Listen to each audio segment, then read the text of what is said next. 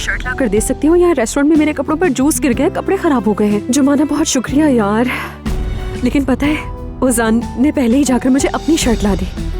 काश मैं तुमसे कहती कि मेरा कोई परफ्यूम भी ले आओ यार। अब देखो ना कि मैं उसकी खुशबू में बस गई हूँ। यानी मुझे तो बुरा नहीं लग रहा, लेकिन लोग गलत मतलब निकाल सकते हैं। उमर ये तुम क्या कर रहे हो? आयशा, तुमने ये मंगनी आखिर क्यों कबूल की? हाँ, मेहमद और तुम्हारी मंगनी उनका सबसे बड़ा सहारा है। मुझे सब कुछ जानना है जो तुम छुपा रही हो। संडे को यहाँ ब्रंच रखने का सोच रहा हूँ, तुम भी आ जाना। ओजान, जुमाना को ब्रंच का क्या मालूम? हम दोनों रोजाना एक ही दस्तरखान पर बैठकर खाना खाते हैं नाज़ली, तो इतना तकब्बुर क्यों? क्या बोल रही हो?